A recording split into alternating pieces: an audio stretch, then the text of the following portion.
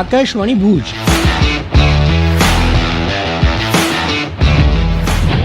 એકવીસમી સદીનું ભારત, તેજ ગતિએ દોડતું ભારત, નવી ઊંચાઈઓને સર કરતું ભારત. #AIR નેક્સ્ટ પ્રસ્તુત છે યુવાઓના દિલની વાત, તેમના સ્વપ્નની વાત, તેમના અરમાનોની વાત. #AIR next. આજના કાર્યક્રમમાં પ્રસ્તુત છે Tolani Motwani institute of management studies TIMS આદિપુરના વિદ્યાર્થીઓ દ્વારા પ્રસ્તુત કાર્યક્રમ. કાર્યક્રમ સંચાલન રોબિન ભટ્ટ. નિર્માણ સહાય મનોજ સોની. નિર્માણ ભરત ચકલા.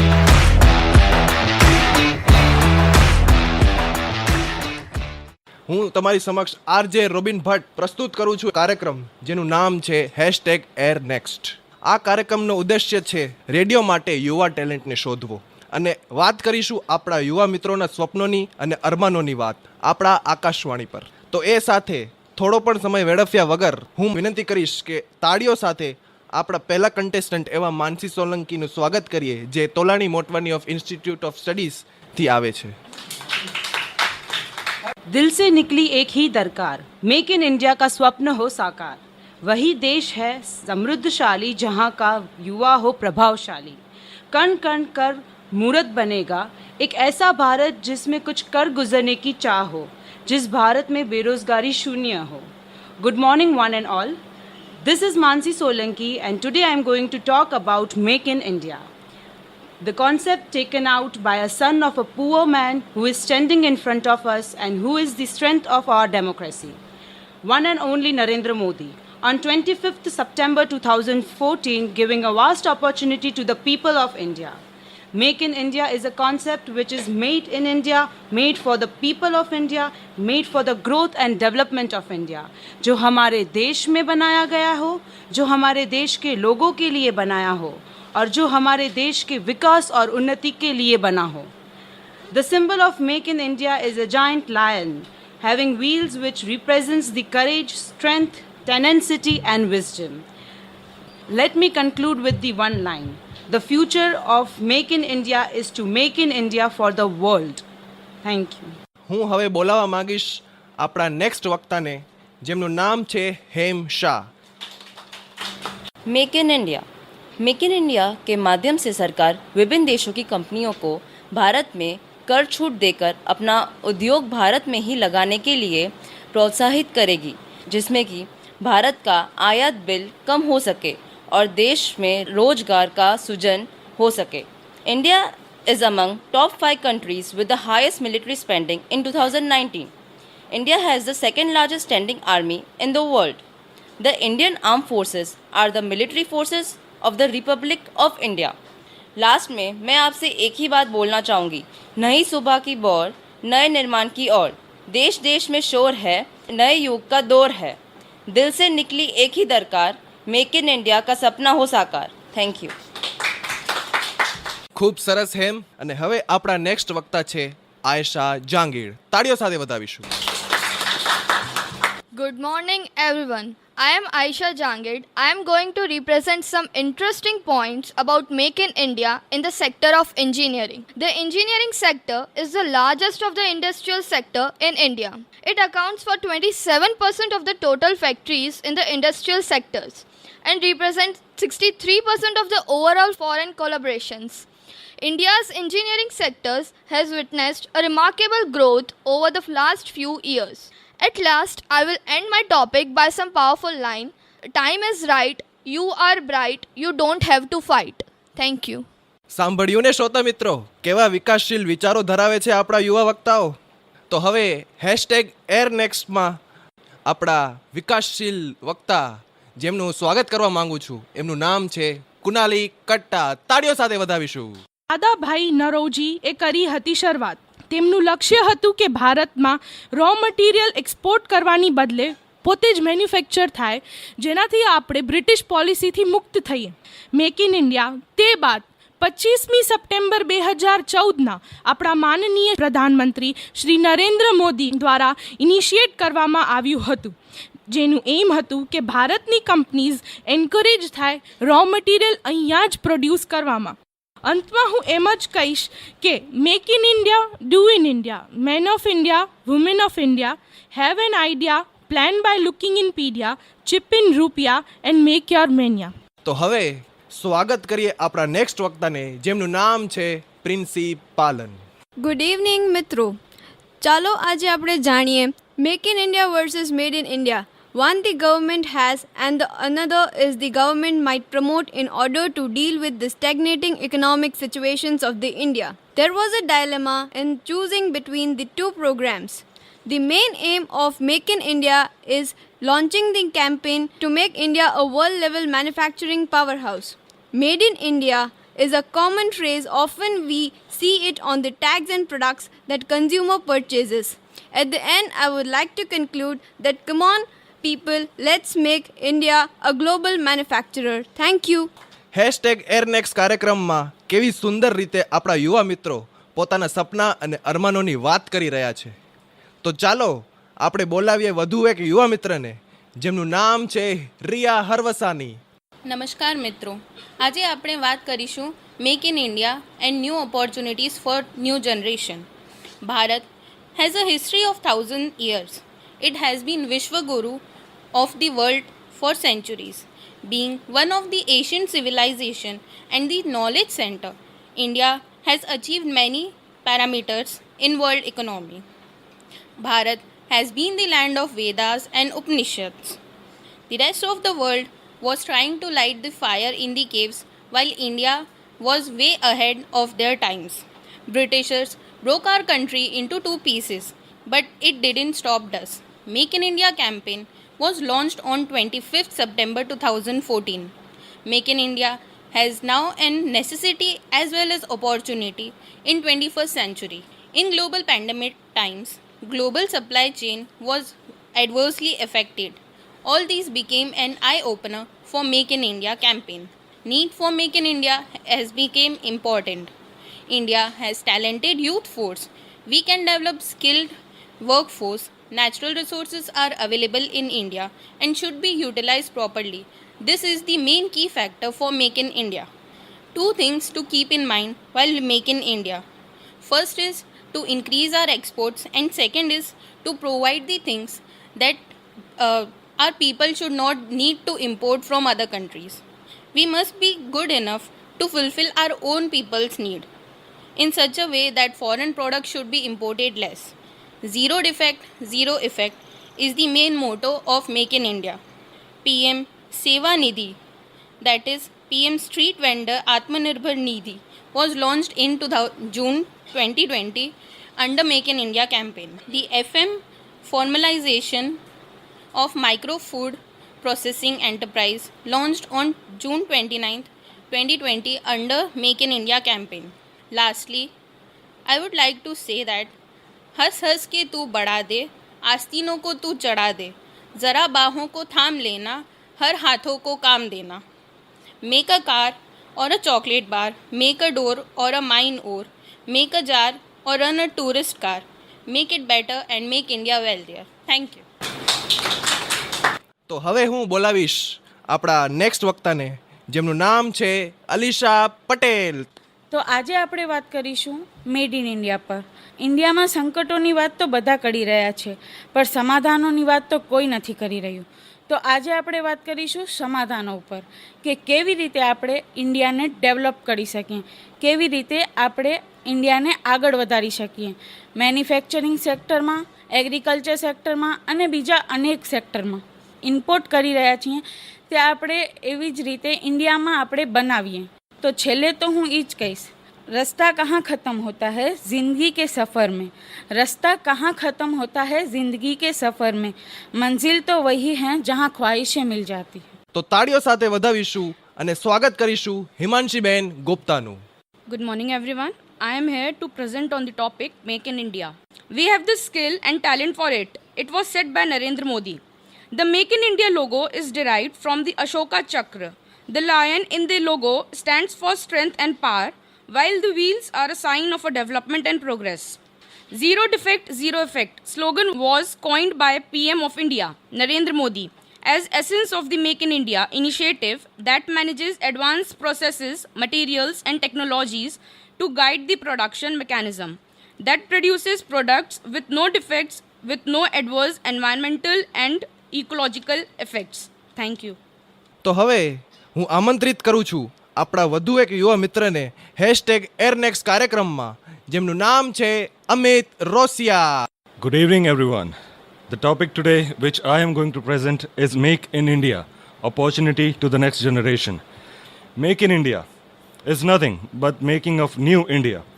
With these stirring words spoken in his inaugural Independence Day address in 2014, Prime Minister Narendra Modi had heralded the launch of the ambitious Make in India campaign. This was followed by considerable activity on the legislative front, with FDI caps being removed or relaxed across a number of sectors related to manufacturing of an employment generating nature, such as automobile, aviation manufacturing, construction, oil and gas, and pharmaceuticals. Promotional activities were also put forth on a large scale, and slickly produced road shows followed the Prime Minister on his foreign tours. Just like the Swachh Bharat mission, Make in India too is a joint responsibility of the government and the citizens. It would not be wrong to say that the Make in India campaign is something. It is the brave young risk takers of the country in whom the future prosperity of India is vested, and it is up to them to take the steps for making it a success. For those who are setting up plants and factories, an excellent way to contribute to the campaign would be to source your raw materials from within India to the extent possible. Another way to look at this for those who are not entrepreneurs but professional or students is to follow the lead set by companies that are already taking advantage of this scheme to invest in India. Making in India is an admirable initiative that seeks to put Indian manufacturing at the forefront. As the youth of India, it is our responsibility to rise to the challenge and prove to a doubting world that Made in India is a tag that can compete with the aura and assurance of Made in Japan and Made in Germany. For the professionals and educated classes, Make in India represents an opportunity to hone our skills and present to the world the face of new India that is confident, talented and able to meet the challenges set forth before it by the government, wiping out the colonial era image of a starving third world country. Thank you. આ પ્રેરણાદાયી speech પછી હવે સમય છે આમંત્રિત કરવાનો આપણા વધુ એક યુવા મિત્રને જે આ મેક ઇન ઇન્ડિયા વિશે પોતાના વિચારો પ્રસ્તુત કરશે અને એમનું નામ છે લૈલાબેન Patel. It has been more than 7 years since Make in India has been in practice, but many of us are still unaware about it. Since years, policymakers have been debating how to give a momentum to manufacturing in India and make India a global manufacturing hub. Make in India is much more than an inspiring slogan. In 2013, when India's growth rate had fallen to its lowest level in a decade, Make in India was a timely response to avert this critical situation. This program also aims at eliminating the unnecessary laws and regulations, making bureaucratic processes easier. एक slogan से अपनी बात खत्म करना चाहूँगी. आओ चलो व्यापार करें, हम और तुम सुधार करें, एक नए भारत के सपने को साकार करें. आओ हम सब मिलकर भारत में व्यापार करें. અને એવા સુંદર વક્તાને હું હવે આમંત્રિત કરીશ ટીમ્સના વધુ એક છાત્ર જેમનું નામ છે मानसी अदानी. हम सब लोग पढ़ते आए हैं कि भारत को सोने की चिड़िया के नाम से जाना जाता था. भारत ऐसा कोई भी काम नहीं है जो भारत में नहीं होता था. भारत की इसी खूबी को देख के दुनिया के कई देशों ने आके भारत पे कब्ज़ा करने की कोशिश की. किसी ने कर भी लिया. फ्रेंच आए, पोर्चुगीज़ आए, मुग़ल आए और अंग्रेज़ तो 200 साल तक थे. तो इस सब के बाद भारत की हालत काफ़ी खस्ता हो चुकी थी. अब जब भारत स्वतंत्र हो गया तो कुछ ना कुछ तो करना था कि भारत को हम उस स्थिति पे वापस पहुंचा सके. तो गवर्नमेंट ने काफ़ी सारे इनिशिएटिव लिए. इसी में से एक इनिशिएटिव का नाम था मेक इन इंडिया. 2014 की हमको वो स्पीच तो याद ही होगी जो नरेंद्र मोदी जी ने कही थी, कम मेक इन इंडिया वाली स्पीच. उनमें उन्होंने साफ साफ कहा था कि आपको जो भी प्रोड्यूस करना है, सॉल्ट से लेकर के स्पेसशिप तक, आप सब आइए और इंडिया में प्रोड्यूस कीजिए। इसके लिए उन्होंने कई सारी सर्विसेज और कई सारे और छोटे कैंपेन्स भी शुरू किए थे, जैसे कि स्किल इंडिया हो गया, आत्मनिर्भर भारत हो गया, PLI स्कीम होगी। तो ये सारी स्कीम्स मिला के एक ही तरफ हमको लेके जाती है कि हम इंडिया मैन्युफैक्चरिंग हब के नाम से जाने जाएं। उन्होंने इसके थोड़े ऑब्जेक्टिव्स रखे थे। पहला एक ऑब्जेक्टिव ये था कि मैन्युफैक्चरिंग का जो पर एनम ग्रोथ है वो 12 से 14% के बीच में हर साल होना चाहिए। दूसरा एक ऑब्जेक्टिव ये था कि करीब 10 करोड़ जैसी जॉब्स मैन्युफैक्चरिंग से ही क्रिएट होनी चाहिए। तीसरा ऑब्जेक्टिव ये उन्होंने रखा था कि काफ़ी FDI में उनको इंक्रीज़ हो। और एक और ऑब्जेक्टिव रखा था कि हमारे जो GDP है उसमें मैन्युफैक्चरिंग का 25% योगदान हो जाए 2025 तक।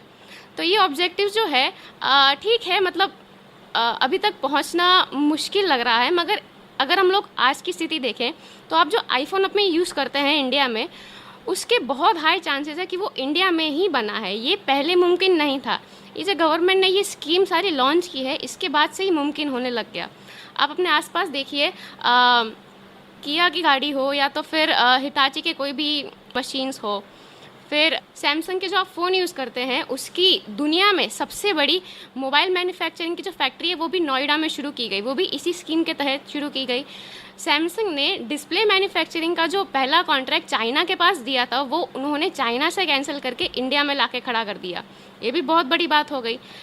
एक और जो हम लोग डिफेंस की बात करते हैं, तो डिफेंस का हमारा बहुत बड़ा जो योगदान था वो इंपोर्ट से आता था। अब आत्मनिर्भर भारत की बात करते हैं और हम लोग विश्व की अभी की स्थिति को भी देखते हैं कि यूक्रेन और रशिया में जो तनाव बढ़ रहे हैं, तो ये सब देख के हमको यही सीख मिलती है कि हमारा जो डिफेंस है वो हमारे हाथ में होना चाहिए, तभी हम ऐसे माहौल में चाइना पाकिस्तान के बीच में सेफ रह पाएंगे। तो इम्पोर्ट्स जो है डिफेंस के काफ़ी हद तक रोक दिए गए। आज हम लोग देखें तो पहले जो हम इंपोर्ट्स करते थे उसकी जगह पे हम ब्रह्मोस और तेजस के तो एक्सपोर्ट्स की बात तक पहुंच चुके हैं। हमने ब्रह्मोस मिसाइल और तेजस विमान के एक्सपोर्ट्स की बात फिलीपींस और मलेशिया से शुरू कर दी है। इसके अलावा सॉल्ट से लेकर सबमरीन तक सभी चीज़ें ऐसी है जो इंडिया में ही बन सकती है। इसी उद्देश्य के साथ आप अगर देखें तो मेक इन इंडिया ने ना लोगों को 2 कैटेगरी में बांट दिया है। एक ऐसे हैं जो समझते हैं कि मेक इन इंडिया बड़ा फ्लॉप है और इससे तो कुछ हासिल नहीं हुआ है, और एक वो है जो मानते हैं कि ये एक बहुत बड़ा पॉजिटिव चेंज है इंडिया के लिए। तो मैं यही कहूँगी कि इंग्लिश में एक कहावत है, shoot for the stars, even if you miss you will land in the stars. तो ये जो शुरू हुआ है, अगर आप FDI के ग्राफ देखें तो पहले बहुत छोटे छोटे FDI आते थे, मगर अभी FDI का जो ग्रोथ हुआ है वो 2020 में ही $81 बिलियन का था, जो पेंडेमिक की स्थिति में आप देखें तो बहुत ज़्यादा है, और ये रिकॉर्ड हाई एक हम लोगों ने सीमा हासिल की थी। तो ये सब क्यों हो पाया है? तो ये सब इसी मेक इन इंडिया के कारण हो पाया है। अब आप बोलेंगे कि प्रॉब्लम्स बहुत सारी है, तो प्रॉब्लम्स हमें भी पता है, गवर्नमेंट को भी पता है, तो प्रॉब्लम्स पे काम भी किया जा रहा है। आप बोलेंगे कि इंफ्रास्ट्रक्चर नहीं है, तो भारत ने इंफ्रास्ट्रक्चर की फैसिलिटीज़ भी सुधारना शुरू कर दी है। भारतमाला प्रोजेक्ट है, सागरमाला प्रोजेक्ट है, ये सारे प्रोजेक्ट इन्हीं सब प्रॉब्लम्स को सॉल्व करने के लिए बनाए जा रहे हैं। मेक इन इंडिया से किसी का लॉस तो नहीं हुआ, मगर आप देख सकते हैं कि इंडिया का जो प्रोग्रेस है वो क्लियर कट ऊपर की तरफ ही जा रहा है। और मेक इन इंडिया से हम चाहे 2025 तक मैन्युफैक्चरिंग 25% ना कर पाए GDP का, मगर इससे जो ग्रोथ होगी वो हमको आगे वाले सालों में अवश्य दिखेगी। Thank you. આપણે બધા વક્તાઓને સાંભળ્યા જેમને #એરનેક્સ્ટ કાર્યક્રમમાં પોતાના વિચારો પ્રસ્તુત કર્યા, પરંતુ આપણા માનસીબેને બતાવ્યું કે મેક ઇન ઇન્ડિયાની ભારત દેશમાં જરૂરત શું કામ આવી પડી, અને આ મુહિમ આપણા દેશને કેવી રીતે બીજા સમૃદ્ધ દેશોની દોડમાં આગળ લઈ જશે. ખૂબ જ સુંદર માનસીબેન. આ વિષય દરિયા જેવો વિશાળ છે, પરંતુ સમયની સીમાને ધ્યાનમાં રાખીને બોલાવીશું આપણા છેલ્લા વક્તાને જે મેક ઇન ઇન્ડિયા ઉપર પોતાના વિચારો પ્રસ્તુત કરે છે. तो ताड़ियों साथे વધાવીએ ભૂમિકાબેન ચંદાનીનું. बिल्कुल जानते हैं, आप हम सब जानते हैं क्या है, बस फ़र्क इतना है कि हमें इसका महत्व समझते समझते 75 साल लग गए। 75 साल आज़ादी के। देश की आबादी आज कितनी है भारत की? कोई जानता है भारत की आबादी आज कितनी? 135 करोड़ लगभग, जिसमें से 65% पॉपुलेशन इंडिया की 35 की एज या उससे कम की है। मतलब इतना युवा मैन पावर जिस देश के पास है आज, वो इतना सशक्त नहीं है, इतना केपेबल नहीं है कि वो खुद प्रोड्यूस कर सके चीज़ें, खुद मैन्युफैक्चर कर सके चीज़ें। बिल्कुल है, हमें आयात करने की ज़रूरत है? बिल्कुल नहीं है। और आज ही की बात अगर हम छोड़कर इतिहास के पन्ने पलट कर देखें तो हम देखते हैं कि जब ब्रिटिश दानवों ने भारत को नोच खाया था, उस समय हमारी आज़ादी के सबसे बड़े नायक राष्ट्रपिता महात्मा गांधी जी, उन्होंने एक मुहिम चलाई थी, जो वस्तु भारत में इस्तेमाल की जा रही हो वो भारत में ही उसका उत्पादन किया जाए, ये मुहिम चलाई थी। तो आइए भारत सरकार के इस ऐतिहासिक फैसले का समर्थन करते हुए भारत को विश्व गुरु बनाने की राह में आगे चलते हैं। मैं एक कविता प्रस्तुत करना चाहूँगी आप सबके समक्ष। अंत में है शान निराली इस देश की, पहचान निराली इस देश की, भारत माँ की रक्षा करता हिमालय इसका दुर्ग है भारत माँ का मस्तक कश्मीर इसका स्वर्ग है। गंगा जमुना सी नदियाँ यहाँ कल कल करती रहती हैं, तन मन को पावन करती धरती को अमृत देती है। त्योहारों के इस देश में रंग रंग के नज़ारे हैं, कभी दीपावली तो कभी होली के रंगों की बहार है। पतित पावन है दरा यहाँ की, महापुरुषों ने यहाँ जन्म लिया, सावित्री और सीता नारियों ने यहाँ पुरुषार्थ किया। हर भारतवासी का यहाँ एक सपना है, बने सुदृढ़ और सफल देश हमारा, ये संकल्प अपना है शान निराली इस देश की, पहचान निराली इस देश की। जय हिंद। Thank you. રૂવાટા ઊભા કરી દે એવા શબ્દો અને કવિતાથી બધાને પ્રભાવિત કરી મૂક્યા છે ભૂમિકાબેને। જેવી રીતે અંગ્રેજીમાં આપણે કહીએ છીએ ચેરી ઓન ટોપ, એવી જ ભૂમિકા નિભાવી છે ભૂમિકાબેને। ખૂબ પ્રેરણાદાયી। રેડિયો માટે યુવા ટેલેન્ટ શોધતો આ કાર્યક્રમ #એરનેક્સ્ટમાં આંખ ઉગાડે એવા વિચારો પ્રસ્તુત થયા છે કે નહીં? તો ચાલો હવે હું રિઝલ્ટ્સ પ્રસ્તુત કરીશ અને આજના કાર્યક્રમના વિજેતાને અભિનંદન આપવા તમામ શ્રોતાઓને વિનંતી કરીશ।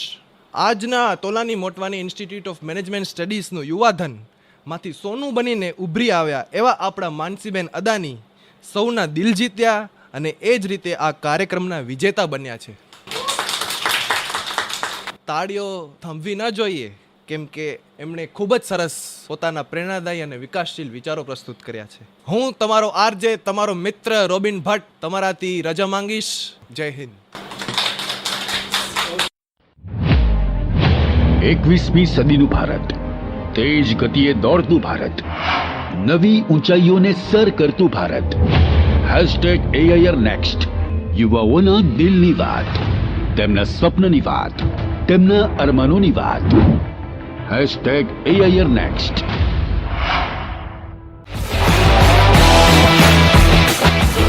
હમણાં જ આપ સાંભળી રહ્યા હતા #AIR નેક્સ્ટ। આજના કાર્યક્રમમાં આપ સાંભળી રહ્યા હતા Tolani Motwani institute of management studies TIMS આદિપુરના વિદ્યાર્થીઓ દ્વારા સંકલિત કાર્યક્રમ સંચાલન રોબિન ભટ્ટ। પ્રસારણ આકાશવાણીના ભુજ કેન્દ્ર પરથી કરવામાં આવ્યું।